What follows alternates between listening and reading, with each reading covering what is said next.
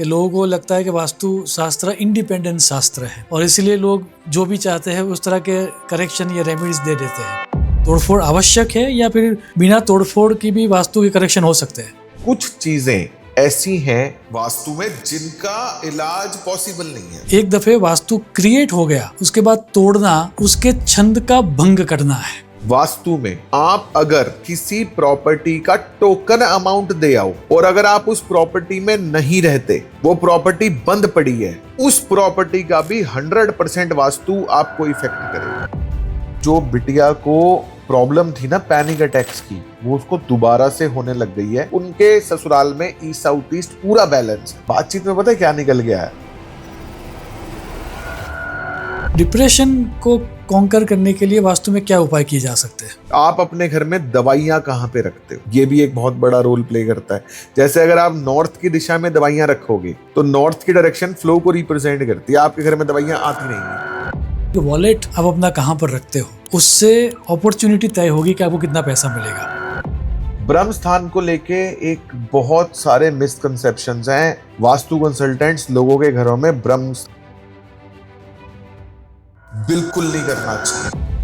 वास्तु होरा का सिद्धांत है कि यदि आपकी जन्म कुंडली में बुध नीच का है तो आपको N3 वाली पोजीशन कभी भी लेनी ही नहीं चाहिए। कई सारे घर होते हैं जिनके अंदर नेगेटिव फीलिंग होती है, जैसे ही उनके घर में बदलाव होता है, जैसे ही उनके घर में चेंजेस होते हैं।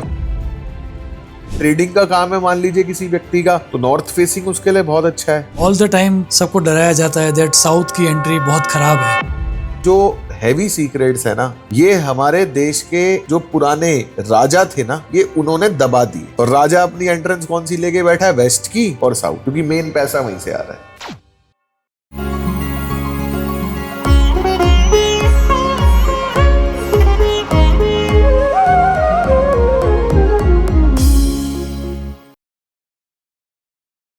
ओम नारायणं पद्मभवं वशिष्ठं शक्तिं च तत्पुत्र पराशरं च व्यासं शुकं गौडपदं महान्तं गोविंद योगीन्द्रमथास्य शिष्यं श्रीशंकराचार्यमथास्य पद्मपादं च हस्तामलकं च शिष्यं तन्तोटकं वार्तिककारमन्यान् अस्मद्गुरून् सन्ततमानतोऽस्मि। नमस्कार। नमस्कार। नमस्कार जी। आपने कभी ये सोचा है कि क्यों कुछ लोगों की कुंडली में राजयोग होने के बावजूद उनका जीवन हम जब देखते हैं तब वो पाई पाई के लिए मोहताज होते हैं, या फिर क्यों कुछ लोगों के पास करोड़ों रुपए का घर तो होता है लेकिन सुकून की नींद नहीं आती। ऐसे ही वास्तु के रहस्यों के बारे में आज बात करेंगे।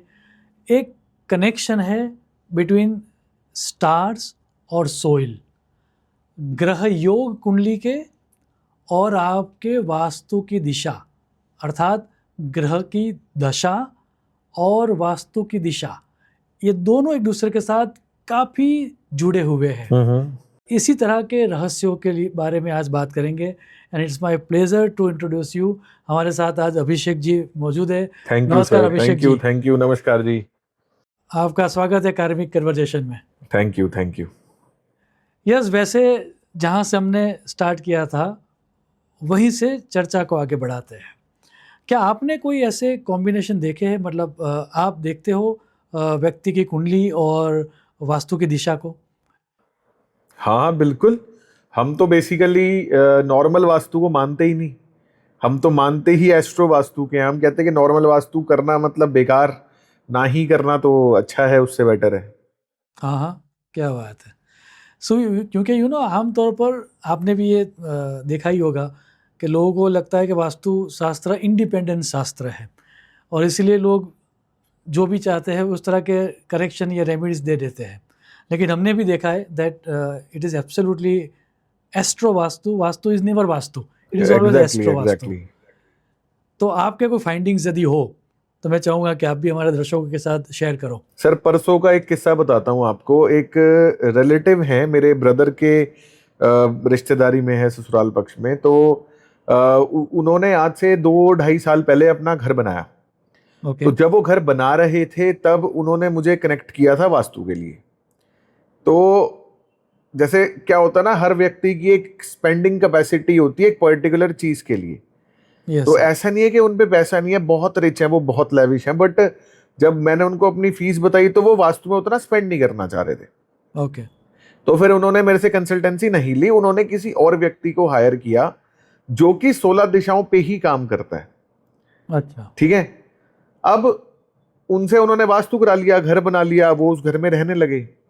उस टाइम पे जो उनकी उस टाइम पे इनकम थी, उस घर में उनको शिफ्ट हुए हुए लगभग 8 महीने हुए। ओके।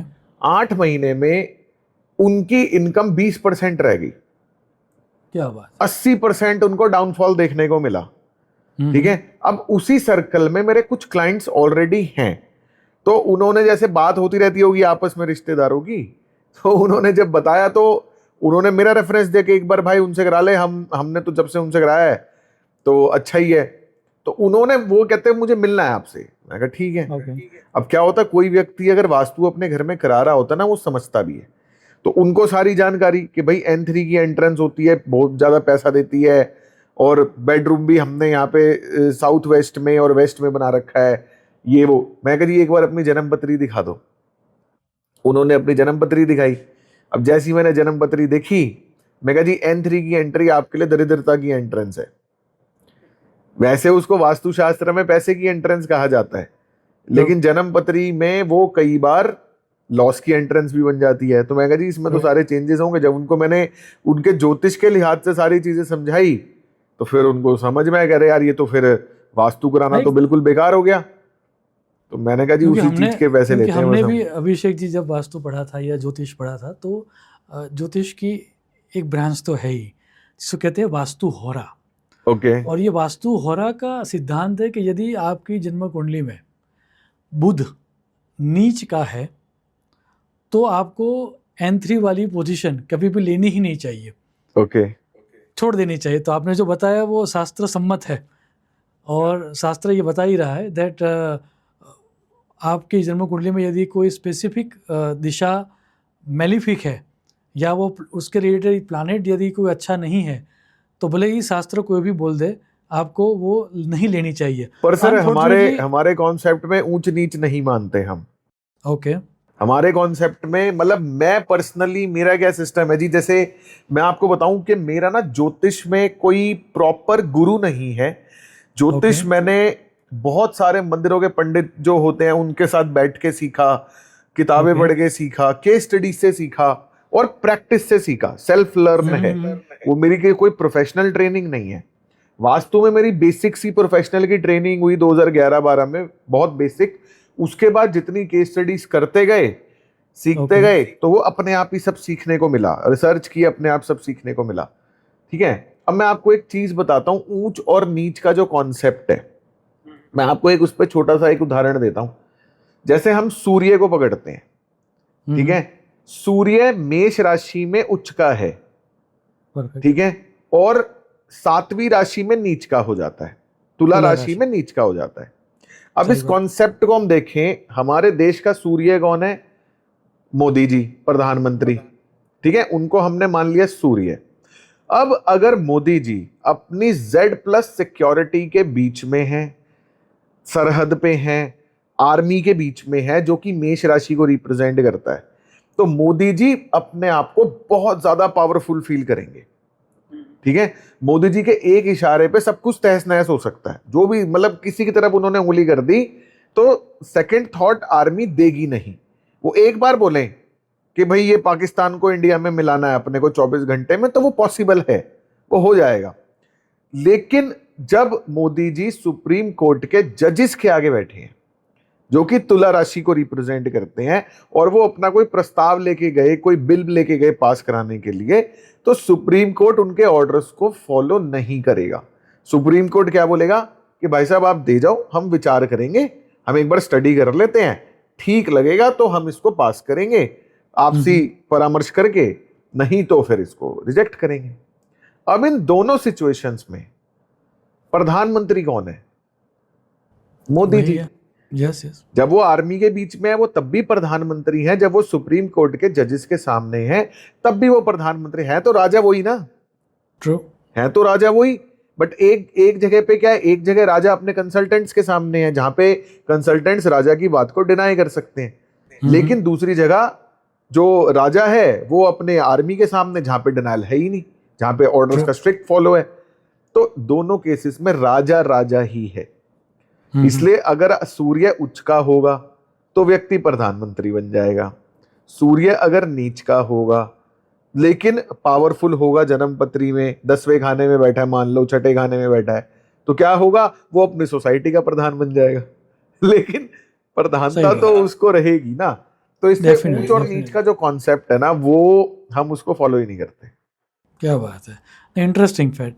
तो जब आप किसी घर पर जाते हो, मान लीजिए आपने कोई वास्तु विजिट के लिए आप कहीं पर गए, और कभी कभार आपने ये फील किया ही होगा कि कुछ वास्तु में एंट्री के दौरान ही लगता है कि बहुत हैवी एनर्जीज है या भारीपन फील होता है, तो उसको कैसे फिर आप फील करते हो, थ्रू योर सेंसेस या फिर नाड़ी शोधन करते हो? बहुत सारी चीजें हैं उसमें, नाड़ी विज्ञान है, उसमें स्वर विज्ञान है, उसकी मदद से एक किसी भी स्पेस को जज किया जा सकता है। जैसे फॉर एग्जांपल जो कोई भी बिल्डिंग है, ठीक है, दो ही चीजें होते हैं, पुरुष और प्रकृति। पुरुष जो कभी नहीं बदलता, प्रकृति जो कॉन्स्टेंटली इवॉल्विंग है। तो हम लोग प्रकृति पे ही काम करते हैं। वास्तु में भी हम कलर बैलेंसिंग और सारी चीजें करके हम लोग प्रकृति को ही कंट्रोल करते हैं, ठीक है। तो अब प्रकृति के 3 गुण हैं, रजस, सत्व और तमस। तो अगर आप किसी भी साइट पे जाके अगर आप बहुत ज्यादा एक्साइट हो गए तो मतलब वो प्रॉपर्टी राजसिक है। आपको अच्छा लग रहा है वहां खड़े होकर, एनर्जेटिक से फील कर रहे हो आप, तो वो प्रॉपर्टी राजसिक है। अगर किसी प्रॉपर्टी पे खड़े होके आपके मन में ऐसे थॉट्स आए कि यार मेरी भी एक ऐसी जगह पे प्रॉपर्टी हो, मैं यहाँ अपना घर बनाऊं, मुझे भी ऐसी जगह पे रहना है, शांति वाली फीलिंग है, तो वो प्रॉपर्टी सात्विक है। अगर एक जगह पे जाके आपको लग रहा है बस मैंने देख लिया, चलो यार फटाफट चलो यहाँ से, तो वो तामसिक है। तो इन 3 गुणों के आधार पे प्रॉपर्टी डिसाइड हो जाती है। फिर थोड़ा सा सॉइल टेस्टिंग होती है, मिट्टी की खुशबू और सब चीजों से चीजें सेट हो जाती हैं। तो आप ओवरऑल प्लानिंग को कितना महत्व देते हो? ओवरऑल प्लानिंग मतलब ऐसा हो गया कि ये हो गया कि आप जब वास्तु, मान लीजिए किसी को अपना घर लेना है, या लेट्स टॉक अबाउट घर फर्स्ट, किसी को अपना घर लेना है और आपको वो कंसल्ट कर रहा है। अब ये हो सकता है कि उसके घर का प्लानिंग शायद वास्तु के अनुसार न हो, लेकिन आपने जब विजिट किया तब आपको जो फीलिंग हुई वो सात्विक हुई। सर ऐसा वैसी अवस्था में आप क्या करोगे? ऐसा हो ही नहीं सकता। अच्छा, हाँ, ये पॉसिबल ही नहीं है। अगर वास्तु अच्छा होगा तो ही फीलिंग अच्छी होगी, वास्तु अच्छा नहीं होगा तो फीलिंग अच्छी नहीं आएगी, कुछ मर्जी कर ले कोई। क्या बात है, क्या बात है। सो अंतस्पूर्णा मतलब दैट मीन्स योर फीलिंग, और सेकंड प्लानिंग, ये दोनों को मिला के आप डिसाइड करते हो कि लेना चाहिए नहीं लेना चाहिए। इवन जैसे कई सारे घर होते हैं जिनके अंदर नेगेटिव फीलिंग होती है, जैसे ही उनके घर में बदलाव होता है, जैसे ही उनके घर में चेंजेस होते हैं, वो फीलिंग्स ही चेंज हो जाती है। व्यक्ति अपने घर में बहुत लाइट फील करने लगता है, उसको लगता है कि यार कुछ पता नहीं क्या ही बदल गया घर में। सो जब ये बदलाव की बात आती है तब वन ऑफ द थिंग जो वास्तु में बहुत चलती है और लोगों को डर भी लगता है किसी भी वास्तु कंसल्टेंट को बुलाने से पहले कि तोड़फोड़ करवा देगा। आप क्या मानते हो, तोड़फोड़ आवश्यक है या फिर बिना तोड़फोड़ की भी वास्तु के करेक्शन हो सकते हैं? सर तोड़फोड़ होती ही नहीं वास्तु में, हमारे कॉन्सेप्ट में तोड़फोड़ का कोई चक्कर ही नहीं है।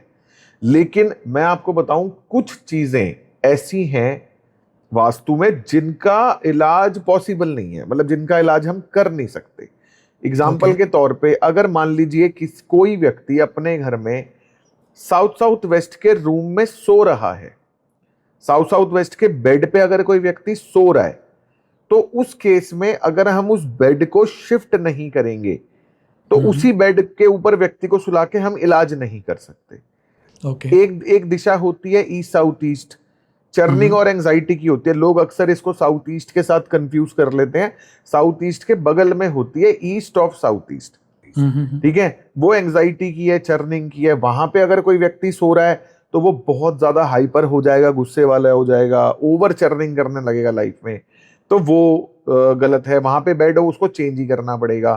वेस्ट नॉर्थ वेस्ट की दिशा है डिप्रेशन की दिशा, तो वहां पे बेड हो उसको चेंज ही करना पड़ेगा। तो कुछ चीजें ऐसी हैं। उसके अलावा जितनी भी चीजें वास्तु में एग्जिस्ट करती हैं बहुत बड़े बड़े वास्तु वाले जो अपने आप को खुद को बड़ा बताते हैं, वो बोलते हैं कि इस चीज का इलाज नहीं, हमने सब इलाज क्रैक कर लिए। नॉर्थ अरे ईस्ट वाह। के टॉयलेट का हर व्यक्ति मना करता है, इलाज नहीं है। मैं नॉर्थ ईस्ट के टॉयलेट का आपको सिंपल सा इलाज बता दूं। आप नॉर्थ ईस्ट के टॉयलेट में चारों तरफ एक ग्रीन टेप लगा दो फ्लोर पे, प्लस सीट का ढक्कन बंद रखो जब यूज में ना हो, वो टॉयलेट सीट आपको जीरो इफेक्ट डालेगी। प्लस हाँ साउथ साउथ वेस्ट की एंट्री दरिद्रता की एंट्री होती है, उसमें भी बहुत लोग बोलते हैं कि इस एंट्री का कोई इलाज नहीं है। मेरे पास कई सारे केसेस है जिनमें लोगों की साउथ साउथ वेस्ट की एंट्रेंस थी, चेंज करने का ऑप्शन ही नहीं था। अब मान लो व्यक्ति फ्लैट में रह रहा है, फ्लैट में एंट्री चेंज ही नहीं हो सकती, बगल में दूसरे का घर, इधर दूसरे का घर, है ना, पॉसिबल ही नहीं है। और उसकी साउथ साउथ वेस्ट की एंट्री है, वो ट्रीटेबल है। उसमें मिरर से आप एंट्री को शिफ्ट भी कर सकते हो, करंट एंट्री को ब्लॉक भी कर सकते हो, नई वर्चुअल एंट्रीज ओपन भी कर सकते हो। तो तोड़ फोड़ हम कराते ही नहीं। क्या बात है। ऑन द कॉन्ट्ररी, जब जिन लोगों ने वास्तुशास्त्र को पढ़ा है, क्योंकि मेरा ये सौभाग्य रहा दैट मेरा जन्म जिस परिवार में हुआ वो संस्कृत के सब प्रकांड विद्वान थे। अच्छा जी। तो हमने जो शास्त्र पढ़ा वास्तु, वो संस्कृत में पढ़ा। तो वास्तु का एक वर्ड है जिसको कहता है छंद। प्रत्येक वास्तु का अपना एक छंद होता है। अब मान लीजिए कि वास्तु में कोई दोष भी है, तो छंद भंग न हो उसके अनुसार उसका निवारण करना चाहिए। एक दफ़े वास्तु क्रिएट हो गया, उसके बाद तोड़ना उसके छंद का भंग करना है। जी बिल्कुल। जो भी जानकार है वास्तु के, वो सब यही कहते हैं कि तोड़फोड़ नहीं करनी चाहिए। बट अनफॉर्चुनेटली, जैसा आपने बताया कि लोगों ने सिर्फ कुछ चीज़ों को ऑब्जर्व करके, या ये रील्स देख ली, या ये यूट्यूब का वीडियो देख लिया और बन गए पंडित, और उन लोगों ने कुछ काफ़ी सारी गलतफहमियां इस शास्त्र में बिल्कुल क्रिएट कर दी है। जैसा कि आपने बताया नॉर्थ ईस्ट का टॉयलेट। अब जब हम हो सकता है मेरा लिमिटेड नॉलेज हो सकता है, आज से 50 साल पहले तो हम पृथ्वी पर थे ही नहीं, 50 साल के बाद भी नहीं रहेंगे, तो हमारा नॉलेज ऑब्वियसली लिमिटेड ही रहेगा। जी जी। अब यदि आप कभी भी कोई विश्वकर्मा प्रकाश का अभ्यास करो, या फिर आप सम्रांगण सूत्रधार का अभ्यास करो, तो उसमें ये कहा गया है कि पूर्व दिशा में, मतलब फ्रॉम नॉर्थ ईस्ट से लेकर साउथ ईस्ट, पूरी पूर्व दिशा, वो डिग्री वाला पार्ट 90 वाला नहीं करना है। पूर्व जब इन्होंने कहा तो पूरा पूर्व कहा। वहाँ पर कहीं पर भी आप स्नान के लिए व्यवस्था कर सकते हो। हाँ बिल्कुल। अब इंटरेस्टिंग बात यह है कि उस जमाने में स्नान के लिए और शौच के लिए जगह अलग अलग होती थी। अब नहीं है। अब नहीं है। तो लोग हमसे पूछते हैं कि क्या करें, नॉर्थ ईस्ट का टॉयलेट है, क्या करना चाहिए। अब ऑफकोर्स आप कुछ ज़्यादा ही उसके ऊपर प्रकाश डालोगे, लेकिन हमारा ये मानना है कि मय मतम का एक सूत्र है जो ये कहता है, गुणाधिक्यम अल्पदोषम वास्तु दोषो न विद्यते। अर्थात मान लीजिए कि कोई वास्तु में गुण ज़्यादा है और दोष कम है, तो वैसा वास्तु बैलेंस हो गया, वो कोई आपको दिक्कत नहीं देगा। दूसरा, जब भी कोई दोष देखना हो, तब दोष युक्त जगह पर आप कितना समय व्यतीत करते हो वो देख के डिसाइड करना चाहिए। अब हम टॉयलेट में तो मिनिमम टाइम वेस्ट करते हैं ज़्यादातर लोग, राइट। तो मान लीजिए शास्त्र ये कहता है कि शौच की जगह यदि खराब दिशा में या फिर अनडिजायर्ड जगह पर पहुंच भी गई तो उसके निवारण कीजिए, तोड़फोड़ की आवश्यकता नहीं है। अनफॉर्चुनेट, जैसे आपने बताया, लोगों ने सबसे ज़्यादा हमसे लोग पूछते, आपसे भी पूछते ही होंगे, टॉयलेट को लेकर सबसे ज़्यादा क्वेश्चन है लोगों को, जहाँ पर मिनिमम टाइम। थोड़ा सा ऑब्जर्वेशंस डिफर करेगा, मतलब ठीक है शास्त्रों में लिखा है, सही बात है, बट जब शास्त्र लिखे गए थे तब आर्किटेक्चर वो नहीं था जो आज है। ट्रू। ठीक है, और उस टाइम भी जिन्होंने शास्त्र लिखा वो हमारी तरह रिसर्चर्स ही रहे होंगे ना। हाँ, मतलब ऐसा तो है नहीं कि जो किसी ने कोई लिख दी कोई चीज तो वो परमानेंट हो गई। कोई व्यक्ति और उसमें एडवांस जाता है और ऑब्जर्वेशंस करता है तो पुराने शास्त्र ऑब्सोलीट हो जाते हैं। ठीक है, बट ऐसा, लेकिन यहाँ पे क्या है ना, लोगों की मेंटालिटी क्या है, जो पुराना लिखा है वही सही है। हर कोई आज की डेट में भी, जैसे मैं कुछ बोलता हूँ, कुछ लोग क्वेश्चंस करते हैं कौन से शास्त्र में लिखा है, तो मैं उनको बोलता हूँ वो शास्त्र भी मैं लिखूंगा, थोड़ा बड़ा हो जाऊं और फिर मैं खुद लिखूंगा, तुम पढ़ लेना, तुम्हारे बच्चों के काम आएगा। ठीक है, तो मेरा ऐसा मानना है कि जो शास्त्र पुराने लिखे गए वो भी हम जैसे लोगों के द्वारा ही लिखे गए हैं, True. जिन्होंने पढ़े, रिसर्च की। एक बच्चे ने माँ के पेट से जन्म लिया, उसने आगे अपनी एजुकेशन करी, एजुकेशन करने के बाद उसका मन करा मैं किताब लिखता हूं, उसने किताब लिख दी, उसका नाम शास्त्र पड़ गया, है ना। तो उन्होंने अपनी अपनी नॉलेज के हिसाब से वो सब कर दिया। धीरे धीरे उसमें एडवांसमेंट्स होंगी तो एडिशंस भी तो होंगी ना। अब जैसे आपने बोला कि शास्त्रों में एक कॉन्सेप्ट है कि आप दोष वाली जगह पे कितना समय व्यतीत कर रहे हैं। अरे टॉयलेट में हम लीस्ट समय व्यतीत करते हैं, 5, 10, 15 मिनट मैक्सिमम हम टॉयलेट में व्यतीत करते हैं। लेकिन मैं आपको एक चीज बताता हूं, ये तो चलो टॉयलेट हो गया हमारे घर के अंदर, ठीक है। वास्तु में आप अगर किसी प्रॉपर्टी का टोकन अमाउंट दे आओ और अगर आप उस प्रॉपर्टी में नहीं रहते, वो प्रॉपर्टी बंद पड़ी है, उस प्रॉपर्टी का भी 100% वास्तु आपको इफेक्ट करेगा। मैंने ऐसे बहुत सारे केस देखे। मेरे एक क्लाइंट की मदर को कैंसर हो गया, ठीक है। उनकी ना तो जन्मपत्री में कैंसर दिख रहा, ना उनके वास्तु में कैंसर दिख रहा, ना एस्ट्रो वास्तु में कैंसर की कोई भी फाइंडिंग। जो एस्ट्रो वास्तु के हिसाब से कैंसर की फाइंडिंग्स होती है वो भी कोई फाइंडिंग्स नहीं। और मैं बिलीव नहीं कर पा रहा कि ऐसा कैसे पॉसिबल है। अब मदर जो है उनकी एज 65-70 साल की थी, तो मुझे लगा कि इनके टाइम में कोई डिफरेंस होगा, जबकि वो बिल्कुल श्योर कि भाई मेरा यही टाइम है। मैंने उनके टाइम को 1 घंटा पीछे 1 घंटा आगे करके भी कम से कम 50 पथरियां बना ली। उन सब में भी मुझे कैंसर के कोई कॉम्बिनेशंस नहीं मिल रहे, ठीक है। अब हम बैठे डिस्कस कर रहे और मैं इस बात को एग्री करने के लिए रेडी नहीं कि मैंने कहा जी देखो अगर कैंसर है तो एस्ट्रो वास्तु में इनकी जन्मपत्री में रिफ्लेक्ट होगा। कई बार ऐसा हो सकता है क्या किसी व्यक्ति की जन्मपत्री में कैंसर रिफ्लेक्ट नहीं हो रहा, लेकिन वो अपने घर में अपनी जन्मपत्री के हिसाब से ऐसी दिशाओं में सो रहा है जो कैंसर देती हैं, तो हो जाएगा। नॉर्मल एस्ट्रोलॉजर मना कर देंगे कि जी आपकी जन्मपत्री में कैंसर नहीं है, बट एस्ट्रो वास्तु में रिफ्लेक्ट हो जाएगा कि हाँ इसको कैंसर है, ठीक है। वो भी नहीं, मुझे ट्रस्ट ही ना हो। मैंने कहा ये ऐसा कैसे हो सकता है। मैंने डिटेलिंग करी, मैंने कहा जी कब डिटेक्ट हुआ? बोले जी इस टाइम पे डिटेक्ट हुआ। मैं कहा जी इस टाइम पे जब डिटेक्ट हुआ, इस टाइम पे और क्या क्या हुआ आपकी लाइफ में, क्या क्या हुआ? वो बातें करते करते करते निकल के आया कि जी इनसे 5-6 महीने पहले हमने एक प्रॉपर्टी खरीदी थी। वो प्रॉपर्टी भी डिस्प्यूट में, लिटिगेशन में है, और वो प्रॉपर्टी इनके मदर के नाम पे खरीदी थी। मैं कहा जी क्या किया उस प्रॉपर्टी का? बोले वो प्रॉपर्टी मिल तो गई हमें, बट कुछ पेपर्स का कुछ डिस्प्यूट है, पोजेशन हमारे पास है, बट अभी हम उसको रेंट वेंट पे नहीं दे सकते, वो खाली पड़ी है। मैं कहा जी वो प्रॉपर्टी कहाँ पे है? घर के पास में थी। मैं कहा मुझे वो प्रॉपर्टी दिखाओ। उस प्रॉपर्टी के एग्जैक्ट नॉर्थ ईस्ट में टॉयलेट है, ठीक है। तो उस प्रॉपर्टी के एग्जैक्ट नॉर्थ ईस्ट में टॉयलेट होने की वजह से जिसके नाम पे वो प्रॉपर्टी है उसको कैंसर हो गया।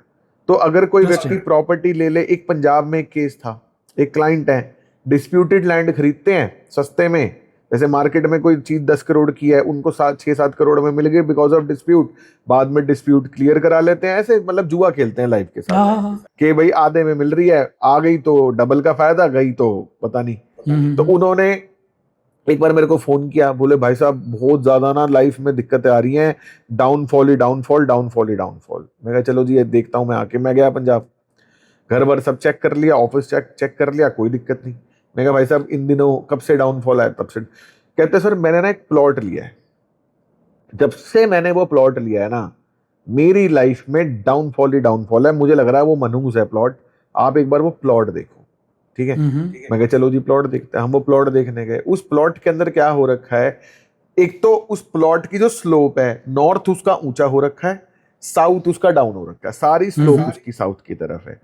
प्लस उस प्लॉट के बिल्कुल सेंटर पार्ट में गड्ढा खोद रखा है। किसी ने कोई कंस्ट्रक्शन चालू करी होगी, सेंटर खोद दिया, तो जिसने चालू करी उस पर लिटिगेशन आ गई, वो नहीं कर पाया। फिर इन्होंने क्लाइंट ने लिया, वो गड्ढा खुदा पड़ा है और सारी मिट्टी निकाल के नॉर्दर्न साइड में डाल रखी है, इनको डिस्प्यूट्स आ गए। मैं कहा भाई अभी के अभी जेसीबी बुलाओ, ये पहले इसकी लेवलिंग कराओ। लेवलिंग कराई, ठीक हो गया। तो वो प्लॉट में रह थोड़ी रहे हैं, या वो प्लॉट को यूज भी नहीं कर रहे, जा भी नहीं रहे। सो ओनरशिप ऑफ द प्लॉट और ownership of vastu is the main thing. Yes, आप कोई भी प्रॉपर्टी ले लो, इवन अगर मान लो आप अपने किसी फ्रेंड के साथ बैठे हो ना, आपने अगर कोई प्रॉपर्टी मुंह जबानी ओके करके उसको 1100 रुपए टोकन अमाउंट भी दे दिया ना, तो भी उस सेम डे से उस प्रॉपर्टी का इफेक्ट आपके ऊपर आने लग जाएगा, सेम डे से। क्या बात है, क्या बात है। So with this interesting phenomena, क्योंकि एक सवाल सब लोग, आपने जो जवाब दिए उनमें 3-4 चीज़ें उभर के आई, तो एक एक करके देखते हैं। सबसे पहले आपने कहा हेल्थ के बारे में। हाँ, अब कोई व्यक्ति अपने घर में ऑलरेडी एग्जिस्टिंग है, जो भी प्लानिंग है उसका, और उसको अपनी हेल्थ में सुधार लाने हैं, सो ऐसी कौन सी 3 टिप्स आप दोगे ताकि उसकी हेल्थ अच्छी हो पाए? सर वास्तु में हेल्थ की जो मेजर दिशा है वो है नॉर्थ नॉर्थ ईस्ट। ठीक है, नॉर्थ नॉर्थ ईस्ट आपकी बॉडी में इम्यूनिटी का कारक है, आपकी हेल्थ को अच्छा रखती है, सुरक्षित रखती है आपको किसी भी आने वाले डिजीज से।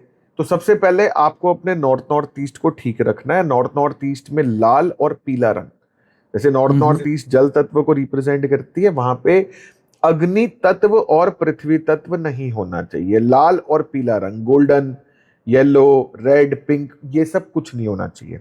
Okay. कूड़ा कबाड़, क्लटर बिल्कुल नहीं होना चाहिए। अगर वहां पे कोई क्लटर है, कूड़ा कबाड़ है, उसको इमीडिएटली क्लीन कराना चाहिए। प्लस टॉयलेट या डस्टबिन नहीं होना चाहिए। अगर वहां पे टॉयलेट है तो आप उसको ग्रीन कलर की टेप लगा के बैलेंस कर सकते हो, ट्रीट कर सकते हो। उसके अलावा आप वहां पे थोड़ी सी चांदी ऐड कर सकते हो, सिल्वर। अच्छा, चांदी के सिक्के रख सकते हो, सिल्वर का बाउल रख सकते हो। अगर वो नकली सिल्वर वाला जो ग्लिट का बाउल आता है ना, वो भी आप रख दो तो भी कोई दिक्कत नहीं है। अच्छा, जर्मन सिल्वर जिसको बोलते हैं। जर्मन सिल्वर भी अगर आप रख दो वहां पे, बाउल छोटा सा, तो भी वो काम करेगा। उसके अलावा आप धन्वंतरी भगवान की फोटो नॉर्थ ईस्ट में लगा सकते हो, क्योंकि धन्वंतरी भगवान जो है वो गॉड ऑफ हेल्थ है, तो उनकी फोटो भी आप लगा सकते हो। उसके अलावा आप अपने घर में दवाइयां कहाँ पे रखते हो, ये भी एक बहुत बड़ा रोल प्ले करता है। जैसे अगर आप नॉर्थ की दिशा में दवाइयां रखोगे तो नॉर्थ की डायरेक्शन फ्लो को रिप्रेजेंट करती है। आपके घर में दवाइयां आती रहेंगी, आपके घर में दवाइयों का फ्लो बढ़ता रहेगा। अगर आप नॉर्थ नॉर्थ ईस्ट में दवाइयां रखते हो, नॉर्थ नॉर्थ ईस्ट इम्यूनिटी को रिप्रेजेंट करती है। अगर आपने वहां पे दवाइयां रख दी तो आपके सबकॉन्शियस माइंड को कमांड ये जाती है कि अगर बॉडी को सुरक्षित रखना है, इम्यून रखना है, तो दवाइयां खानी पड़ेंगी। तो आप बहुत ज्यादा मल्टीविटामिन, अननेसेसरी दवाइयां खानी शुरू कर देते हो। ठीक है, एक दिशा है वेस्ट साउथ वेस्ट, जो सेविंग्स की दिशा है। वहां पे स्पेसिफिकली एक पद है W2। वहां पे अगर आप अपनी दवाइयां रखते हो तो आपके घर में दवाइयां यूज नहीं होती। और दवाइयां कब यूज नहीं होंगी? जब बीमारी नहीं होगी। क्या बात है। मेरे फादर को सर 160/100, 110 ऐसा बीपी रहता था। गोली खाने के बाद 140-100 के आसपास रहता था। आज वो बीपी की गोली नहीं खाते। अरे वाह, इंटरेस्टिंग। शुगर की दिन में 3 टाइम गोलियां खाते थे, सुबह, दोपहर, शाम। अब वो शुगर की एक गोली तो खाते हैं, बट बाकी सारी बंद हो गई। क्या बात है। कोलेस्ट्रॉल की दवाई, गोलियां उनकी बंद हो गई। क्या बात है। आपके खुद के पिताजी? हाँ, और ये फाइंडिंग मैंने करी थी कोविड में। मतलब पहले मैं भी नॉर्थ नॉर्थ ईस्ट में रिकमेंड करता था कि नॉर्थ नॉर्थ ईस्ट में आप दवाइयां रख दो, आपकी इम्यूनिटी बढ़ेगी। कोविड आया, कोविड में वो सारे चल रहे थे मल्टीविटामिन, वो रख दिए नॉर्थ नॉर्थ ईस्ट में। ऐसा 2-4 दिन में ऐसा फील किया रोटी से ज्यादा दवाइयां खा रहे हैं। अच्छा। तो मैंने कहा ये तो थोड़ा गलत हो रहा है, ऐसा नहीं होता। रिसर्च नहीं करी थी ना उस टॉपिक पे, जरूरत नहीं पड़ी। तो फिर फाइंड करके जब W2 में रखी, दवाइयां ही नहीं खाई। क्या बात है, क्या बात है। इंटरेस्टिंग फाइंडिंग, क्योंकि ये मतलब हमने भी पढ़ा है, लेकिन ये इंटरेस्टिंग फाइंडिंग है W2 मेरे को वाला। तो आज से लगभग 6 महीने पहले मैं रेगुलर जैसे चेकअप्स होते रहते हैं हर 6 महीने बॉडी के, तो मेरा जो 6 महीने, मतलब 5-6 महीने हो गए इस बात को, एक हेल्थ चेकअप हुआ। उसमें डॉक्टर ने बोला कि आपको माइनर बीपी है, तो आपको बीपी की गोली स्टार्ट करनी पड़ेगी, नहीं तो दिक्कत होगी। ठीक है, मैंने कहा डन। मैंने एक पत्ता जो डॉक्टर ने रिकमेंड किया था, वो बीपी का पत्ता खरीद के W2 में रख दिया। बस उसके बाद से बीपी नॉर्मल है। इंटरेस्टिंग, आज तक तो खाई नहीं। वाह। तो सोने की डायरेक्शन और हेल्थ के बीच में कोई रिलेशनशिप आपने कुछ ऑब्जर्व किया है या नहीं किया है? तो वास्तु में ना टोटल 16 दिशाएं हैं। 16 दिशाओं में से जो दिशाएं सोने के लिए वर्जित हैं वो टोटल 4 है, 5 है। टोटल 5 दिशाएं हैं जिनमें आप बिल्कुल भी सो नहीं सकते। 11 दिशाओं में आप सो सकते हो। 5 दिशाएं कौन सी हैं? साउथ साउथ वेस्ट, जो डिस्पोजल को रिप्रेजेंट करती है। वेस्ट नॉर्थ वेस्ट, जो डिप्रेशन को रिप्रेजेंट करती है। ईस्ट साउथ ईस्ट जो चर्निंग एंजाइटी को रिप्रेजेंट करती है। उसके अलावा नॉर्थ ईस्ट में भी सोना वर्जित है।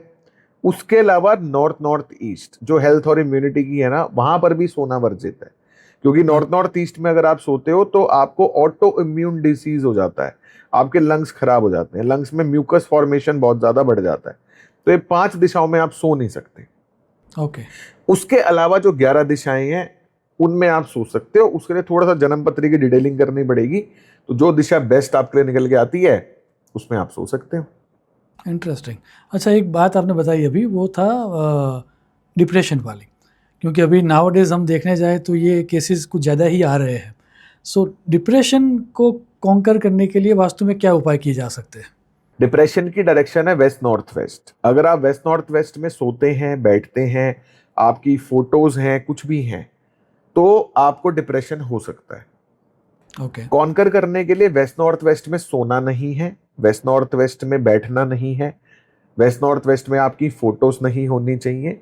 प्लस अगर किसी व्यक्ति के घर में डिप्रेशन है तो आप गूगल पे जाओ, वहां पे ना आप टाइप करो भंगड़ा करते हुए फोटोज, डांसिंग फोटोज, कि लोग, बहुत सारे लोग नाच रहे हैं, उसका प्रिंट आउट लेके वेस्ट नॉर्थ वेस्ट में लगा दो, आपको डिप्रेशन खत्म हो जाएगा, आपका डिप्रेशन। रियली? हाँ, क्या बात है, क्या बात है।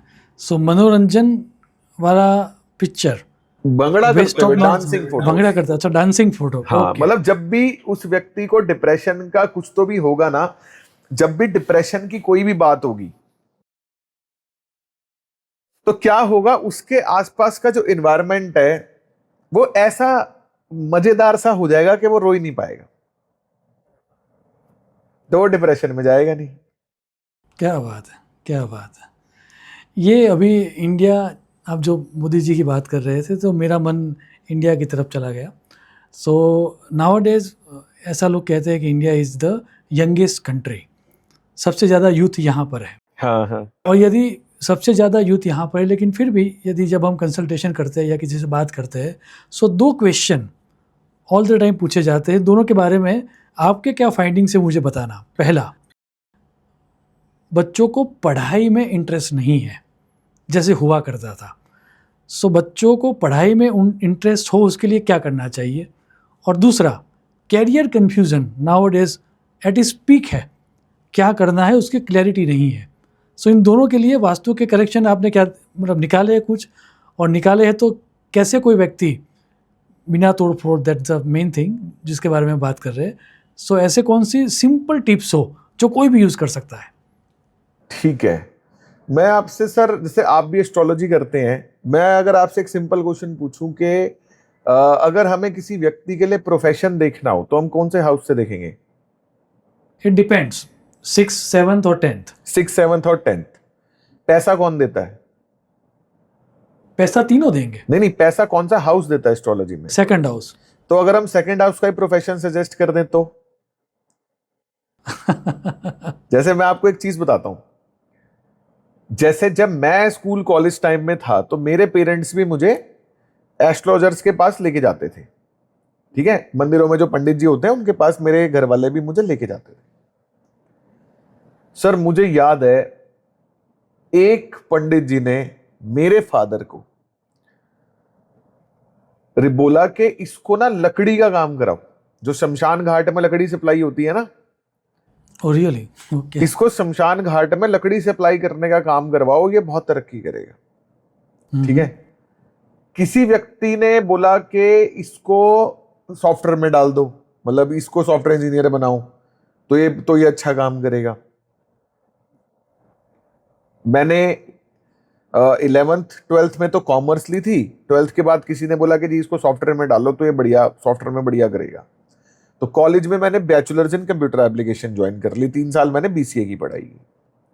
मेरे को इंटरेस्ट बहुत आया कंप्यूटर्स में, बहुत बढ़िया इंटरेस्ट आया मुझे, लेकिन बीसीए में कोई बाद में कोई स्कोप नजर नहीं आया मुझे, कोई मतलब ऐसा नहीं था कि मैं जॉब करूं या कोडिंग करूं, उसमें मेरा 0 इंटरेस्ट।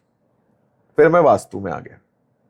ठीक है, वास्तु से पहले मैं ज्वेलरी की लाइन में गया, तो ज्वेलरी की लाइन में पैसा मैं ठीक कमा रहा था उस टाइम पे, मतलब लाख रुपए महीना में कमा रहा था, लेकिन ज्वेलरी की लाइन में पेशेंस चाहिए। हमें बनिए, हमें आप अगर महीने की आखिरी में 60,000 रुपए दोगे, हमें मजा नहीं आएगा। हमें रोज 2,000 रुपए दो, हमारा वो सिस्टम है, हमें रोज का गल्ला चाहिए। अब ज्वेलरी में गए, पेशेंस, 4 महीने कोई काम नहीं है, 5वें महीने एक शादी का कस्टमर आया, उसने 2 करोड़ की ज्वेलरी ली, उसमें आपने 10-20 लाख रुपए कमा लिए, तो हो गया काम। लेकिन मेरे को वो नहीं चाहिए, मुझे मजा नहीं आ रहा। उसके बाद में आया वास्तु। जब मैंने ज्योतिष सीखा तो सबसे पहले मैंने अपनी पत्री एनालाइज की। सर, मेरी हॉरोस्कोप में 10th हाउस का जो लॉर्ड है वो 8th हाउस में बैठा है। तो पंडित जी ने शमशान की लकड़ी का काम सजेस्ट कर दिया। एक ने सॉफ्टवेयर इंजीनियरिंग करेगा, 8th हाउस टेक्निकल, वो काम सजेस्ट कर दिया। ठीक है, नहीं, 10th हाउस का सबसे बड़ा काम तो अकल्ट है, ज्योतिष और वास्तु है। नहीं, वो तो 10th हाउस तो कर्मा का हो गया ना, बिजनेस का। नहीं, 8th हाउस, 10th हाउस का मालिक हाँ, यदि 8th हाउस में है, 8th ऑकल्ट तो का। 8th अब उस हाउस, टाइम पे हाँ, किसी ने वो मुझे ये occult तो का सजेस्ट साइंस किया है, नहीं कि yes। ऑकल्ट का काम करेगा या एस्ट्रोलॉजी करेगा। मेरा 2nd हाउस का जो लॉर्ड है वो 9th हाउस में है, यानी कि कंसल्टेंसी बिजनेस, एजुकेशन, ट्रेनिंग। ठीक है, तो जब से मैं इसमें आया तो ग्रोथ हुई। तो कोई भी बच्चा अगर इनिशियली उसको ये पता चल जाए कि उसको पैसा कहां से आएगा, और अगर उसको वही काम कराया जाए, क्योंकि मेरे हिसाब से, मेरा ऐसा मानना है कि बच्चे स्कूल में ना नेटवर्किंग के लिए जाते हैं। आज की डेट में एजुकेशन जो है वो एक स्कैम है, मतलब एजुकेशन वेस्ट है। हमने अपने स्कूल में, जब हम स्कूल में थे, हमने मोहनजोदारो, हड़प्पा, अकबर, बीरबल, ये हमारे किस काम आ रहे हैं? गुलिवर की विचित्र यात्रा हमारे किस काम आ रही है?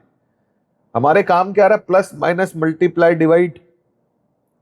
लैंग्वेज, और मैं तो लैंग्वेज को भी कुछ नहीं समझता। पहले मुझे लगता था इंग्लिश आनी बहुत जरूरी है। नहीं, मैं चाइना गया, वहां पे इंग्लिश बोलता ही नहीं कोई, वहां पे चाइनीज बोलते हैं लोग। कहते हैं तुम्हें हमसे काम करना है, हमारी लैंग्वेज में बात करो। हम यहाँ पे हिंदी और चाइनीज को ट्रांसलेट करके उनसे बात कर रहे हैं। आप विदेश जाओ, वो अपनी लैंग्वेज बोल रहे हैं।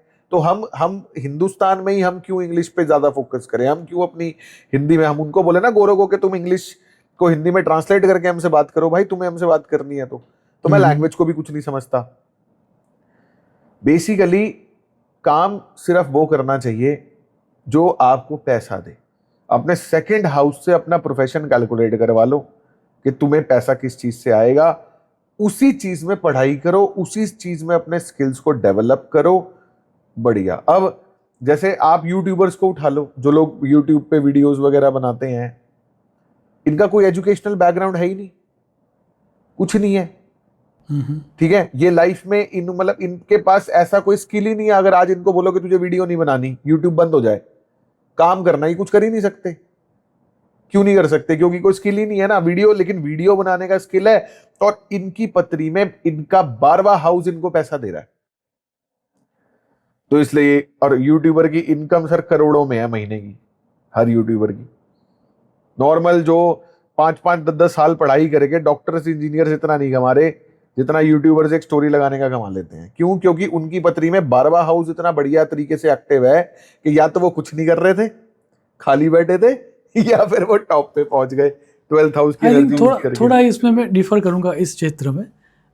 सिर्फ यूट्यूबर्स के लिए 12th हाउस नहीं देखते, 11th हाउस प्राइमरी देखा जाता है। क्योंकि कोई भी मीडिया, यदि मीडिया का सुख देखना है आपको, तो उसके लिए आपको 11th हाउस को भी देखना तो पड़ेगा ही। जो प्रश्न था मेरा प्रश्न ये था दैट यदि नाउअडेज जो हम देखते हैं वो ये है कि लोगों को, बच्चों को खास करके, पढ़ाई में कंसंट्रेशन नहीं होता या पढ़ाई करने का मन ही नहीं होता। तो वास्तव में ऐसे क्या करेक्शन करने चाहिए, या कौन सी दिशा में बैठ के उनको पढ़ना चाहिए? वेस्ट साउथ वेस्ट एक दिशा है जी। वेस्ट साउथ वेस्ट की डायरेक्शन एजुकेशन को रिप्रेजेंट करती है। वहां पे आप बच्चों की किताबें रख दो। अगर डिजिटल एजुकेशन है, नोट्स आ रहे हैं, उनके सारे नोट्स एक पेन ड्राइव में डाल के, ब्लैक कलर की पेन ड्राइव में डाल के, वो ब्लैक कलर की पेन ड्राइव आप वेस्ट साउथ वेस्ट में रख दो। वो बिना बोले पढ़ेगा, अपने आप पढ़ेगा। हाँ, बिना बोले पढ़ेगा। क्या बात है। अविद्याभ्यास मंदिरम, ये सूत्र है आई थिंक विश्वकर्मा का, हाँ जी, if I am not wrong. पश्चिम और नैऋत्य के बीच का जो कॉर्नर बीच है में, हाँ, वेस्ट विद्याभ्यास। South west. Yes yes yes. How about north east? North east में पढ़ाई करनी चाहिए या नहीं करनी चाहिए? नॉर्थ ईस्ट बेसिकली वास्तु पुरुष का सर है। वास्तु पुरुष का जो सर है वो नॉर्थ ईस्ट में होता है। नॉर्थ ईस्ट की जो दिशा है वो ब्रह्म ज्ञान की दिशा है। जैसे ही आप बच्चे की किताबें नॉर्थ ईस्ट में रखेंगे, उसको ये ब्रह्म ज्ञान हो जाएगा कि इन किताबों में जो भी नॉलेज है वो मेरे किसी काम की नहीं है। वो बोलेगा मैं क्यों, जैसे मान लो हिस्ट्री पढ़नी है, एक बच्चा मान लो 7th 8th क्लास में है, उसको हिस्ट्री में रट्टे मार के लिख के आना है, तो कहेगा ये मेरे फ्यूचर में मेरे किसी काम ही नहीं आना, मैं क्यों इसके बारे में पढ़ूं। तो वो एजुकेशन को स्किप कर देगा, वो कहेगा मैं पढ़ूंगा ही नहीं, मैं स्कूल ही नहीं जाऊंगा। तो जिनकी किताबें नॉर्थ ईस्ट में होती हैं वो ड्रॉप आउट्स हैं, लेकिन ऐसा नहीं है कि वो पढ़ेंगे नहीं, वो फिलोसोफर्स बनते हैं, वो साइंटिस्ट अच्छा। बनते हैं, वो रिसर्चर्स बनते हैं। लेकिन पेरेंट्स क्या ये एक्सेप्ट कर सकते हैं कि मेरा बच्चा स्कूल छोड़ के अपना ही कुछ करे? नहीं। तो इसलिए नॉर्थ ईस्ट बेकार है।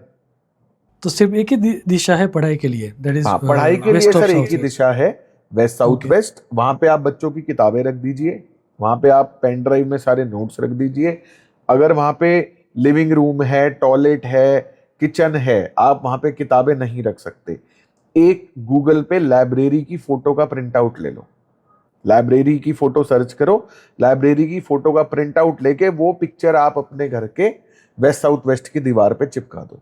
किताबें फिर आप साउथ वेस्ट में रखो, वेस्ट में रखो, नॉर्थ वेस्ट में रखो, नॉर्थ में रखो, कोई दिक्कत नहीं है, बच्चा अपने आप पढ़ेगा। आपसे बातचीत करते करते मतलब ये बात मैंने गौर की दैट आप उस ऑब्जेक्ट को उस दिशा में रखने के ज़्यादा हिमायती हो। हाँ जी, मतलब जिसकी जो दिशा है उसका पिक्चर लगा दो, हाँ। तो उससे काम हो जाएगा। Then what about money? Money के लिए आपके क्या सुझाव है, पैसों के लिए? पैसे के लिए तो सुझाव ही सुझाव है, मैं तो काम ही पैसे पे करता हूँ और तो कुछ करता ही नहीं। पैसे के लिए सर सबसे पहले मतलब एक तो आपकी दिशा, जिस दिशा में आप सो रहे हो घर में, आप ऑफिस में जिस दिशा में बैठ रहे हो, फैक्ट्री में आपका ऑफिस जिस दिशा में है, वो परफेक्ट होनी चाहिए।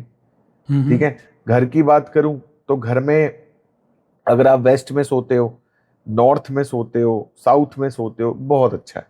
सर आपका जो है वो ईस्ट या साउथ की तरफ ही होना चाहिए, मैं प्रॉपर दिशा की बात कर रहा हूं। फिर ओके। घर में जो आपकी तिजोरी है वो एक बहुत बड़ा रोल प्ले करती है। वास्तु में दो दिशाएं हैं, एक दिशा वो है जहां पे आप कुछ भी रखते हो वो बढ़ता रहता है, बिना रुके बढ़ता रहता है, वो है पश्चिम की दिशा। तो अगर आप पश्चिम में अपनी तिजोरी बना दोगे, आप उसमें जो रखोगे वो मल्टीप्लाई होता रहेगा।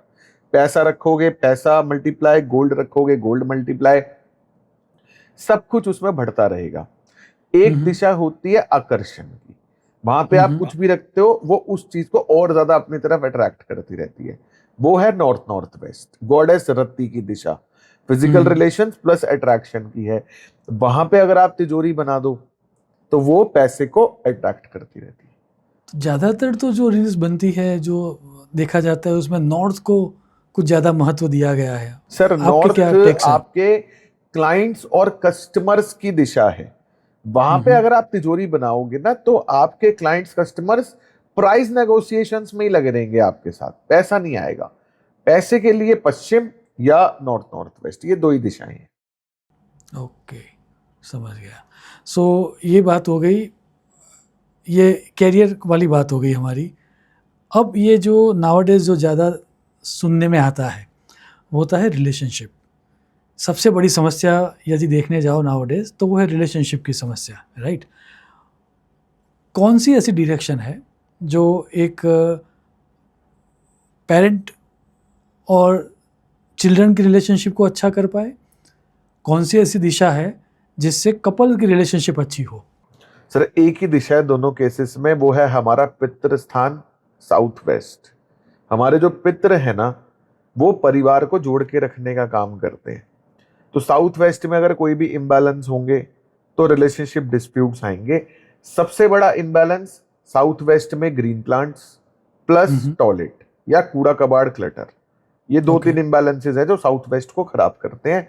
बैलेंसिंग के लिए आप वहां पे ग्रीन प्लांट्स वगैरह बिल्कुल हटा दो, टॉयलेट है, चारों तरफ पीले रंग की टेप लगा दो, डस्टबिन है उसको वहां से आप रिमूव कर दो, साउथ साउथ वेस्ट में रखो उसको। प्लस अपने पितरों की फोटो गोल्डन फ्रेम में अगर आप साउथ वेस्ट में लगाते हैं तो आपके रिश्ते बहुत ज्यादा गहरे, बहुत ज्यादा मजबूत होते हैं, प्यार आपके अंदर बना रहता है, सारी चीजें बढ़िया रहती हैं। कपल्स की अगर हम बात करें, कपल्स के लिए नॉर्थ नॉर्थ वेस्ट की जो दिशा है वो अट्रैक्शन को रिप्रेजेंट करती है। वहां पे अगर सिल्वर कलर के फ्रेम में अगर आप कपल की फोटो लगा देंगे तो वो एक दूसरे के प्रति बहुत ज्यादा अट्रैक्टेड रहेंगे और बढ़िया रहेगा उनका रिलेशन। ये मास्टर बेडरूम साउथ वेस्ट में होना चाहिए, उसके बारे में आपका क्या मानना है? सर बिल्कुल भी नहीं होना चाहिए साउथ वेस्ट में master bedroom. Basically south west की जो दिशा है ना वो वास्तुशास्त्र के हिसाब से हेड ऑफ द फैमिली को रिप्रेजेंट करती है। हेड ऑफ द फैमिली कौन है हमारे घर में? दादा दादी या माता पिता। लेकिन आज की जो जनरेशन है ना वो जो घर में सबसे ज्यादा पैसे कमा रहा है उसको हेड ऑफ द फैमिली मानते हैं, ठीक है, जो कि बहुत Yes. ज्यादा गलत है। साउथ वेस्ट की जो दिशा है वो पृथ्वी तत्व की दिशा है और साउथ वेस्ट की दिशा आपको लाइफ में स्टेबिलिटी देने का काम करती है, ठहराव देने का काम करती है। अगर आप अपने माता पिता को, अगर आप अपने दादा दादी को साउथ वेस्ट में सुलाते हो तो उससे क्या होता है, उनकी जो एजिंग है वो स्लो डाउन हो जाती है, उनके बॉडी का एजिंग प्रोसेस स्लो डाउन हो जाता है, बहुत ज्यादा स्टेबल हो जाते हैं वो अपनी लाइफ में, मेडिकली बहुत ज्यादा स्टेबल हो जाते हैं, माइंड उनका बहुत ज्यादा स्टेबल हो जाता है, नींद उनको बहुत बढ़िया आती है। जो व्यक्ति साउथ वेस्ट में सो रहा है ना वो कम से कम 10 घंटे सोएगा, उसको नींद, वो उठेगा ही नहीं अपने बेड से, सोता रहेगा वो, उसको नींद बहुत बढ़िया आएगी, ठीक है। तो साउथ वेस्ट में अगर मान लो जो व्यक्ति सबसे ज्यादा पैसे कमा रहा है अगर वो सो गया वो काम पे ही नहीं जाएगा, वो उठेगा ही नहीं, वो सोता रहेगा। तो दादा दादी और माता पिता के लिए साउथ वेस्ट ठीक है अगर वो अर्निंग नहीं है तो, नहीं तो साउथ वेस्ट में मास्टर बेडरूम बिल्कुल भी नहीं बनाना चाहिए। अर्निंग ये मेंबर का नॉर्थ तो बिल्कुल नहीं होना चाहिए। ये बहुत बड़ा मिथ वास्तु में रहा है, बहुत बड़ा मिथ है ये। बहुत बड़ा। और अच्छा हुआ आपने आज इसके बारे में बात भी कर दी। अच्छा, एक दूसरा, नाउडेज यदि मॉडर्न लाइफस्टाइल की बात करिए तो ज़्यादातर हमारा समय हमारे मोबाइल देखने में चलता है, तो क्या मोबाइल रिलेटेड कोई डिजिटल वास्तु के भी कोई नियम होते हैं? वेस्ट है सर, कुछ नहीं होता, बकवास है। वो डिजिटल वास्तु में बोलते हैं कि ऊपर नॉर्थ, नीचे साउथ, राइट में ईस्ट वेस्ट, यहाँ पे अपनी ऐप को सेट कर लो, ये एकदम निहायती बकवास है। वेस्ट है, कुछ नहीं है। मतलब ये फालतू के कॉन्सेप्ट्स तो ना मैं बात ही नहीं करता इन पे। कुछ डिजिटल वास्तु नहीं होता, कुछ नहीं होता। हाँ, सिर्फ और सिर्फ इतना है कि आप अपनी जन्म पत्री के हिसाब से जो आपका बेस्ट प्लैनेट है उस कलर का मोबाइल का कवर खरीद लो कम्युनिकेशन के लिहाज से, दैट्स इट। बाकी डिजिटल वास्तु जैसा कुछ नहीं होता, वेस्ट है। ये वॉलपेपर से भी बहुत कुछ हो जाता है। वॉलपेपर से बहुत कुछ होता है। वॉलपेपर जैसे फॉर एग्जांपल आपकी पत्री में केतु बहुत बढ़िया है, ठीक है, गणेश भगवान केतु को रिप्रेजेंट करते हैं। अगर आप अपने मोबाइल फोन पे गणेश जी का वॉलपेपर लगा लो तो आप दिन में 100, 200, 500 बार मोबाइल खोलोगे, तो जब भी आपके गणेश जी के दर्शन होंगे, जब भी गणेश जी सामने आएंगे, आप फिजिकली यूं करो ना करो, सब कॉन्शियस यूं जरूर करेगा। चाहे 1000 बार आएंगे तो 1000 बार सब कॉन्शियस उनको प्रणाम करेगा। True. तो वो कर सकते हो आप, लेकिन ऐप को सेट करना वो सब बकवास है। अच्छा, ये एक दूसरा, अभी हम कुछ एक वीडियो देख रहे थे, क्योंकि वैसे तो मेरा सोशल मीडिया का कंजप्शन ज़ीरो है, लेकिन अब पॉडकास्ट करते हैं तो लोग सजेस्ट करते हैं कि इनके साथ भी पॉडकास्ट कर लो, तो फिर काम देखना होता है उनका, तो हम देखते हैं। तो हम एक महाशय का वीडियो देख रहे थे, वो बोल रहे थे कि वॉलेट आप अपना कहाँ पर रखते हो, उससे अपॉर्चुनिटी तय होगी कि आपको कितना पैसा मिलेगा। आपका क्या? वॉलेट वही हो गया, पैसा ही हो गया बेसिकली। वॉलेट तो है ना, वॉलेट तो पैसा ही हो गया। अब मान लो आप अपना वॉलेट साउथ साउथ वेस्ट में रख रहे हो तो थोड़ा पैसा खर्च ज्यादा होगा, वेस्ट में या नॉर्थ नॉर्थ वेस्ट में रख रहे हो तो अच्छा है। बेसिकली वॉलेट नहीं है, वॉलेट के अंदर जो पैसा है ना वो मैटर करता है। ट्रू। और वैसे मैं आपको बताऊं, 140 करोड़ की जो हमारे हिंदुस्तान की जनसंख्या, सिर्फ हिंदुस्तान की अगर बात करें, मान लो उसमें 30 करोड़ ही लोग ऐसे हैं जो वॉलेट रखते हैं, नहीं तो लोग वॉलेट रखते ही नहीं, है ना। True. वैसे मैं वॉलेट रखता ही नहीं। तो मान लो 30 करोड़ या 50 करोड़ लोग जो मान लो वॉलेट रखते हैं, सिर्फ जेंट्स की अगर मैं बात करूं, 50 करोड़ के 50 करोड़ अपने 8वें घर में वॉलेट रखते हैं। पैंट की सही पीछे बात की है। जेब में ही तो फंसा के रखते हैं ना। वो हमारा 8वां घर है, जो हमारा एक्सक्रीटरी ऑर्गन है उसके पास में ही होता है ना वॉलेट, वो 8वां घर है। तो पैसे ही पहली बात 8वें घर में रखा हुआ है। तो आपको वॉलेट रखना ही नहीं चाहिए मेरे हिसाब से। और अगर आप रख भी रहे हो वॉलेट, अगर आप रखते हो, आप उसको अपने पैंट की पीछे की पॉकेट में मत रखो,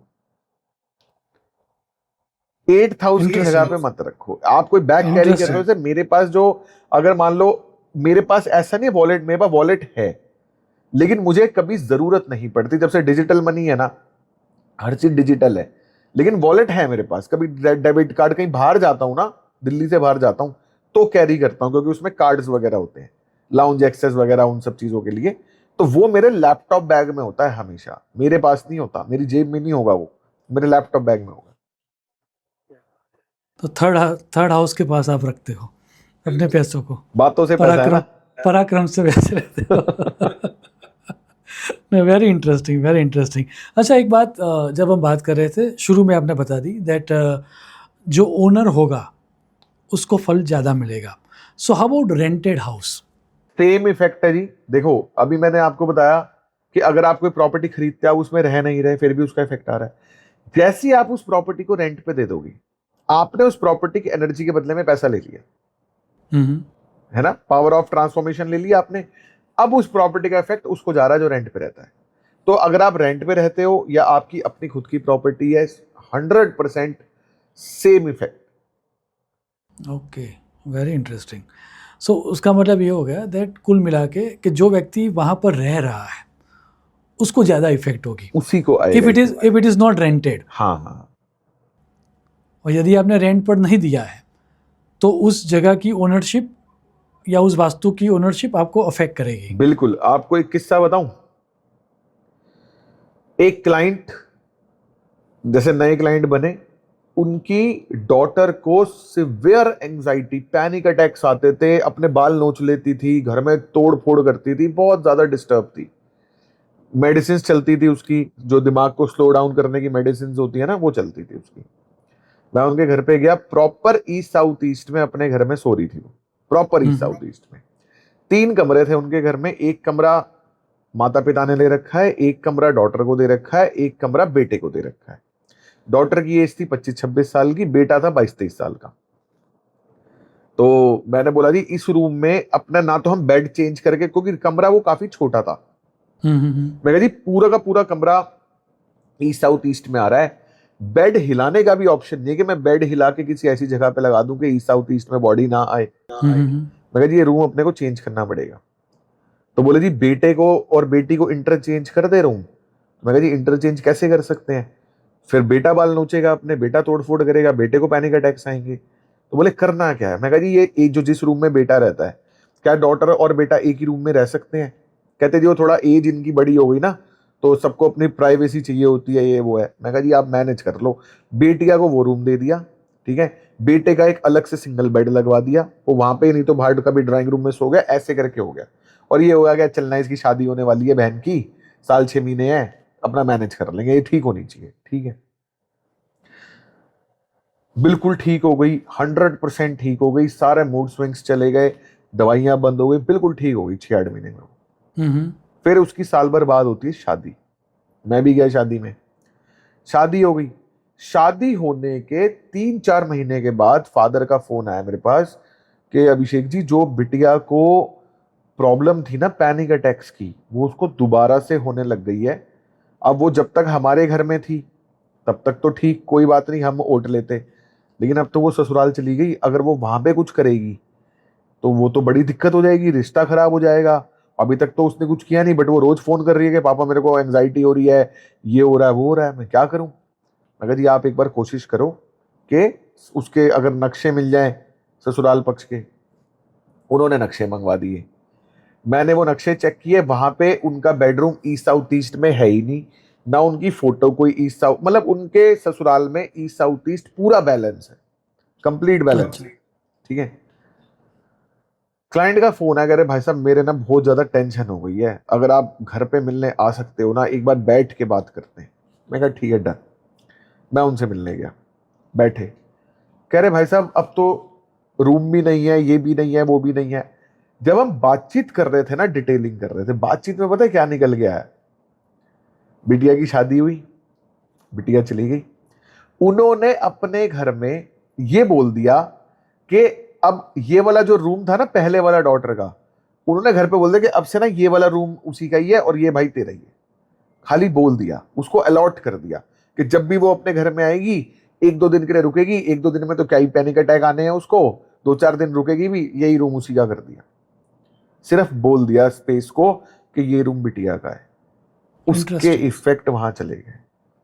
इंटरेस्टिंग। मैंने उनसे लिटरली बुलवाया कि बिटिया का अब इस घर से कोई लेना देना नहीं है, हमारी लाइफ से उसका कोई लेना देना नहीं है, हम उसको डिस्कार्ड कर चुके, डोनेट कर चुके, कन्यादान कर चुके, जो भी कर चुके, जो भी वर्ड ठीक लगे। ये रूम भी उसका नहीं है, ये रूम अब से हमारा एक सेपरेट स्पेयर रूम है, ये रूम भी उसका अच्छा। नहीं। जब भी वो यहाँ गेस्ट रूम आएगी बना दिया। उसको कहीं भी सुलाएंगे, बट इस घर से उसका कोई कनेक्शन नहीं है। सिर्फ इतना किया, ठीक हो क्या गई। बात, क्या बात है। तो बेसिकली Interesting. ना सबकॉन्शियस माइंड जो है ना जी, वो कंट्रोल करता है पूरे हमारे एनवायरनमेंट, हमारे ऑरा, हमारे वास्तु को, और हमारा वास्तु कंट्रोल करता है सबकॉन्शियस माइंड को। दोनों इंटरकनेक्टेड है। तो अगर आप कुछ भी बोल दो ना स्पेस में, वो घटित होना शुरू हो जाता है। वाह, क्या बात है। विद दिस अमेजिंग नोट, यदि मान लीजिए किसी व्यक्ति को आज उसका कोई भी वास्तु क्यों ना हो, लेकिन उसको बेनिफिट्स चाहिए, तो ऐसी कौन सी 3 चीज़ें उसको अपने वास्तु में रखनी ही चाहिए सर 3 पॉजिटिव चीजों एनर्जी के में लिए? 50-50 रुपए की 3 रेमेडी दे देता हूँ। 3 बल्ब लगा लो, ब्लू नॉर्थ में ब्लू कलर का बल्ब लगा लो, साउथ ईस्ट में रेड बल्ब लगा लो, और साउथ वेस्ट में येलो बल्ब लगा लो। ये 3 उपाय कर लो, बस 150 रुपए लगेंगे। क्या बात है, क्या बात है। कुछ ना कुछ हिलने लग जाएगा लाइफ में, कुछ ना कुछ बढ़िया होने लग जाएगा। लेकिन इम्बैलेंस नहीं होने चाहिए, इम्बैलेंस दूर करना पहला प्रायोरिटी है। वो आपका one of the video of yours only, वो मैं देख रहा था, जिसमें आपने कुछ प्लांट्स के बारे में भी बात की थी। तो किस तरह के प्लांट्स होने चाहिए और किस तरह के नहीं होने चाहिए वास्तु में? प्लांट्स तो सर सभी आप लगा सकते हो, चाहे आर्टिफिशियल लगाओ चाहे रियल लगाओ, सेम इफेक्ट है। बट प्लांट्स की दिशा है नॉर्दर्न, ईस्टर्न और सदर्न साइड। तीनों में जितने मर्जी प्लांट्स आपको लगाने हैं आप लगाओ, जितने मर्जी। साउथ वेस्ट, वेस्ट और नॉर्थ वेस्ट यहां पे बिल्कुल भी नहीं लगाने, फिक्स है। अगर हम नॉर्थ और साउथ को बीच में से डिवाइड कर दें, इस साइड में, ईस्टर्न साइड में जितने मर्जी, वेस्टर्न साइड में बिल्कुल भी नहीं लगाने, ये फिक्स रूल है। अब कौन से प्लांट लगाने हैं? जैसे मान लो आपको गुलाब के फूल का पौधा लगाना है, ठीक है, तो उत्तर दिशा में नहीं लगाना, क्योंकि जल तत्व की है, गुलाब का फूल लाल रंग का होता है। उसको आप साउथ ईस्ट में लगाओ, साउथ में लगाओ, साउथ ईस्ट में लगाओ, बहुत बढ़िया इफेक्ट देगा। मनी प्लांट लगाने हैं चौड़े पत्तों वाले, नॉर्दर्न साइड में लगाओ। एयर प्यूरिफायर प्लांट्स लगाने हैं, ईस्टर्न साइड में लगाओ। Bottle green palms southern side में बहुत अच्छे हैं। कैक्टस वैक्टस जैसे प्लांट्स मत लगाओ घर में। तो ये जो पुराना हमने कहीं पर पढ़ा भी था दैट जो टॉल ट्रीज है उनको वेस्टर्न साइड पर लगाया जा सकता है, उसके बारे में आपका क्या मानना है? सर नहीं लगाया जा सकता, प्रॉब्लम करते हैं, नहीं लगा सकते। वेस्टर्न साइड में प्लांट्स दिक्कत करते ही करते हैं। क्या बात है, वेरी इंटरेस्टिंग। अच्छा, एक बात और भी जाननी थी दैट, क्योंकि ये प्रश्न भी हमें बार बार पूछा जाता है that Brahmasthan all the time खाली ही होना चाहिए, इज इट नेसेसरी या कुछ और कर सकते हैं? नहीं, ब्रह्मस्थान सर खाली होना चाहिए। कोई भी हैवी ऑब्जेक्ट, किसी भी प्रकार का कोई गड्ढा, स्लोपिंग ब्रह्मस्थान में बिल्कुल नहीं हो सकती। ब्रह्मस्थान को लेके एक बहुत सारे मिसकंसेप्शंस हैं। वास्तु कंसल्टेंट्स लोगों के घरों में ब्रह्मस्थान में गड्ढे वड्ढे करवा के पिरामिड से गड़वाते हैं। बिल्कुल नहीं करना चाहिए, बिल्कुल भी नहीं करना चाहिए। Brahmasthan is the backbone of your house. आपको अपने घर को बिल्कुल भी नहीं छेड़ना चाहिए, ब्रह्म स्थान को स्पेसिफिकली। जितना ज्यादा उसको क्लीन रखोगे, जितना ज्यादा उसको फ्री रखोगे ना, तो ठीक है। क्योंकि क्या होता है, जो ब्रह्मदेव की एनर्जी है ना, बाकी जितनी भी एनर्जी फील्ड्स है वो ब्रह्मदेव से निकल के ऐसे फैलती हैं चारों दिशाओं में। तो मान लो आप ब्रह्म स्थान से ऐसे एनर्जी बाहर निकल रही है, आप उसके ऊपर कोई हैवी ऑब्जेक्ट रख दो तो वो ब्लॉक हो गया ना एरिया, वो एनर्जी ढंग से निकल नहीं पाएगी, तो व्यक्ति की ग्रोथ रुक जाती है। Okay, interesting. अच्छा, ये आप जब व्यवसाय के लिए कोई जगह का चयन जब आप करते हो, तो जिस तरह का बिजनेस होता है उस तरह की शॉप या ऑफिस आप रेकमेंड करते हो, या फिर ओवरऑल प्लानिंग देखते हो ऑफिस का? ओवरऑल प्लानिंग देखते हैं। वैसे तो जो जिस चीज का काम करना है उसी की मंडी में करेंगे तो ही बढ़िया चलेगा, और बाकी ओवरऑल प्लानिंग देखी जाती है। अच्छा, बिजनेस के रिलेटेड दिशाओं को देख के फिर आप सजेस्ट नहीं करते हो? वो भी करते हैं जब, मतलब अच्छा उसके लिए एंट्री सजेस्ट की जाती है कि नॉर्थ Yes, फेसिंग yes, और yes. South facing. हाँ हाँ, वो भी होता है जी। ट्रेडिंग का काम है मान लीजिए किसी व्यक्ति का, तो नॉर्थ फेसिंग उसके लिए बहुत अच्छा है। कोई social media marketing agency, news agency है, ईस्ट फेसिंग उसके लिए बहुत अच्छा है। कोई लॉ फर्म है, कोई डॉक्टर है, साउथ फेसिंग उनके लिए बहुत अच्छे हैं। कोई इंडस्ट्रियलिस्ट है, वेस्ट फेसिंग उनके लिए बहुत अच्छे हैं। फैंटास्टिक। ये साउथ फेसिंग का जिक्र करके आपने कुछ और क्वेश्चन भी जगा दिए मन में, क्योंकि ये ऑल द टाइम सबको डराया जाता है दैट साउथ की एंट्री बहुत ख़राब है। आपका क्या मानना है उसके बारे में? सर मेरे घर की एंट्री साउथ की है, जिस ऑफिस में मैं अभी बैठा हूँ साउथ की एंट्री है। ओके। तो साउथ की एंट्री से बढ़िया कुछ होता ही नहीं है। बेसिकली जो ये जितने भी वास्तु के जो हैवी सीक्रेट्स है ना, ये हमारे देश के जो पुराने राजा थे ना, ये उन्होंने दबा दिए। वो कहते भाई राजा राजा रहे, प्रजा प्रजा रहे। प्रजा को केवल उतना समझा दो जितने में वो खुश हो जाए, मतलब उसके घर के खर्चे पूरे हो जाए और थोड़ा बहुत पैसा फालतू बच जाए जिससे वो खुश हो जाए। वो 100 200 500 करोड़ के सपने ना देखे। और राजा अपनी एंट्रेंस कौन सी लेके बैठा है? वेस्ट की और साउथ की, क्योंकि मेन पैसा वहीं से आ रहा है। सबसे ज्यादा क्या पैसा बात। कौन से भगवान के पास है? साउथ के भगवान के पास। पहले नंबर पे पद्मनाभा स्वामी टेम्पल साउथ इंडिया, दूसरे नंबर पे तिरुपति बालाजी टेम्पल वो भी साउथ इंडिया, तीसरे नंबर का कोई होगा सर्च कर लेना, वो भी साउथ इंडिया में ही मिलेगा। क्या बात है, इंटरेस्टिंग। कुछ स्पेसिफिक अलग तरह से ट्रीट करना होता है साउथ को, या फिर साउथ को वैसे ही अदर डायरेक्शंस होती है वैसे ही ट्रीट करना होता है? सर जैसे टोटल वास्तुशास्त्र में ना 32 एंट्रेंसेस होती हैं, ठीक है? 8 नॉर्थ की तरफ, 8 ईस्ट की तरफ, 8 साउथ की तरफ और 8 वेस्ट की तरफ, टोटल 32 एंट्रेंसेस हो गई। अब बेसिकली क्या है, मान लीजिए 32 में से तीसरे और चौथे, जैसे 32 मान लो 8 नॉर्थ की तरफ है, इनको मैं नाम दे देता हूं N1 से N8, N1 N2 N3, east वाली को E1 से E8, ऐसे करके नाम दे दिए। इन सभी 32 एंट्रेंसेस में से तीसरे और चौथे नंबर की जो एंट्रेंस है नॉर्थ साउथ ईस्ट वेस्ट में, वो सारी बहुत बढ़िया है, ठीक है? उसके अलावा एक N8 बहुत बढ़िया है, S2 बहुत बढ़िया है। 10 एंट्रेंसेस वास्तुशास्त्र में बहुत बढ़िया है।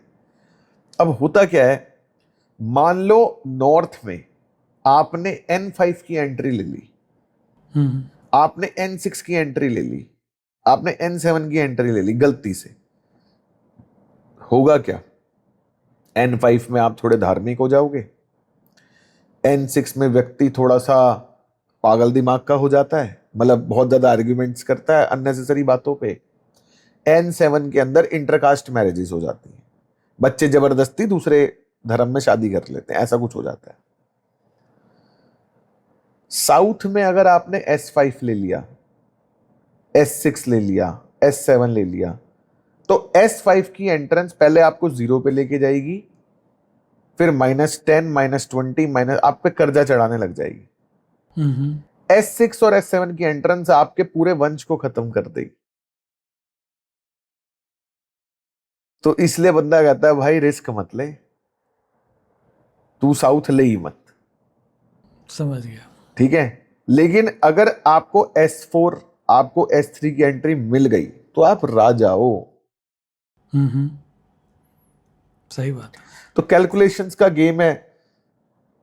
जो लोग प्रॉपर कैलकुलेशंस करना जानते हैं, प्रॉपर एक्यूरेट डिग्रीज लेके प्रॉपर लेआउट्स पे काम करते हैं, ग्रेडिंग करते हैं, उनके लिए ठीक है। लेकिन जो खाली कंपास लेके घूम रहे हैं, उनके लिए नॉर्थ और ईस्ट ही बेटर है। समझ गया। मतलब कुल मिला के लाइव वायर है साउथ। समझ में नहीं आया तो आप भी जल जाओगे और लोग भी जल जाएंगे। हाँ बिल्कुल। समझ गया। So one of the question जो बार बार पूछा जाता है वो है देवी देवताओं के फोटो को लेकर। हाँ आपके कोई फाइंडिंग्स है उसके उसमें? सर, घर में जगह जगह पर देवी देवता बिल्कुल भी नहीं लगाने चाहिए। लोग आजकल राधा कृष्ण जी तो ऐसे डेकोरेटिव की तरह यूज होने लग गए हैं। हर जगह पे राधा कृष्ण राधा कृष्ण राधा कृष्ण, लड्डू गोपाल की फोटो और कृष्ण भगवान की फोटो एम ही लगाए रखते हैं लोग। तो बिल्कुल भी नहीं लगानी चाहिए। प्लस कई लोगों को ईश्वर का रौद्र रूप बहुत पसंद आता है।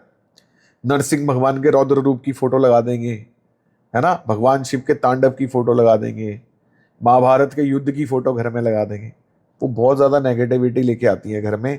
उनको बिल्कुल नहीं लगाना चाहिए। हमेशा ईश्वर का शांत स्वरूप, प्लस एक डेसिग्नेटेड प्लेस बनाओ आप अपने घर में, वहीं पे रखो भगवान को, वहीं पे उनका सत्कार करो, वहीं पे पूजा करो, सब कुछ करो एक डेजिग्नेटेड प्लेस पे। डेकोरेटिव्स की तरह यूज मत करो जगह जगह पे। ओके। सो जगह पूजनीय होनी चाहिए, बिल्कुल। डेकोरेटिव पीस की तरह नहीं होनी चाहिए। हाँ समझ गया समझ गया। मतलब आप ये नहीं कहते हो दैट साउथ में देवी देवताओं के फोटो नहीं होने चाहिए, नहीं नहीं सर, नॉर्थ हो सब वॉल या जगह ईस्ट में ही सकते होने हैं, चाहिए। सब जगह सारी फोटोज, लेकिन एक ही जगह पे। मान लीजिए अब जैसे अलग अलग जो देवी देवता हैं उनकी अलग अलग दिशाएं हैं। लक्ष्मी माता पैसे की देवी है, साउथ ईस्ट उनको रिप्रेजेंट करती है। दुर्गा माता जो है वो संहारक हैं, प्रोटेक्शन रक्षा करती हैं, उनके लिए साउथ की दिशा निर्धारित है। Bajrang Bali most powerful God में आते हैं, तो साउथ साउथ ईस्ट बल की दिशा है, वो उनके लिए है। भगवान राम, राम परिवार, वो ईस्ट, क्योंकि सूर्य को रिप्रेजेंट करते हैं, तो वो ईस्ट हो गया, है ना।